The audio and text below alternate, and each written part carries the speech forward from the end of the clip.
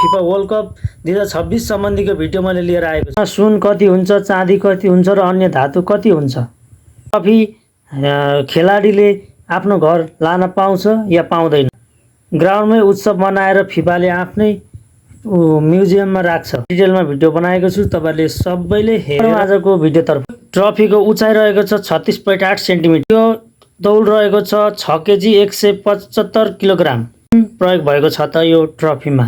18 carrot सुन प्रयोग गरिएको छ, 18K गोल्ड। क्यारेट सुन भनेको 75% शुद्ध सुन, 20% अन्य धातु चाँदी तामा लगायत। 6 केजी 175 ग्राम सुनलाई आधार मान्ने हो भनेदेखि 4631 ग्राम सुन हुन्छ। 1544 ग्राम अन्य धातु सुन चाँदी तामा रहेको हुन्छ।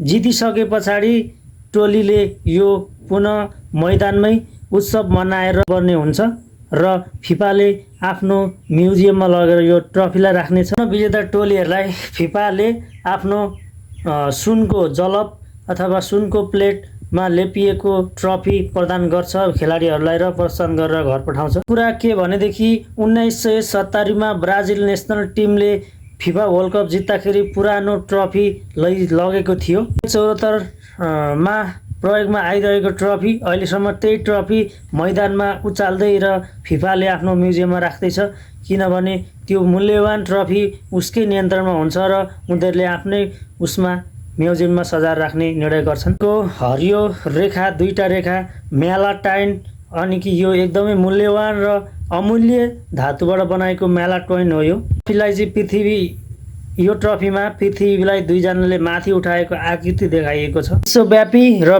फुटबल इतिहासको फुटबलको एकताबद्ध रूपमा विजेताको प्रतीक जनाउँदछ। ट्रफीको मूल्य कति त?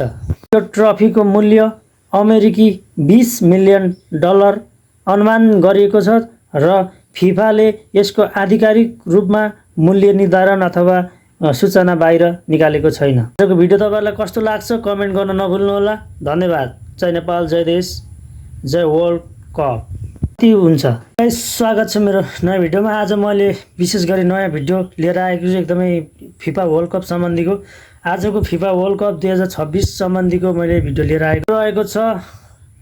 खेलाडीहरूले खेल खेल्छन्, प्रतिस्पर्धा गर्छन् र ठुलो भिडन्तमा गेम पनि जित्छन्। गेम जितिसके पछाडि त्यहाँ दिइने मेडल अथवा ट्रफी कस्तो हुन्छ र कस्तो प्रकारको हुन्छ र कसरी बनाइएको हुन्छ, ट्रफी कति ठुलो र कति भारी हुन्छ सम्बन्धी भिडियोलाई मैले लिएर आएको छु। यो लामो हुन्छ, यसलाई तपाईहरुले अलिकति हेरेर कमेन्ट गरिदिनु होला।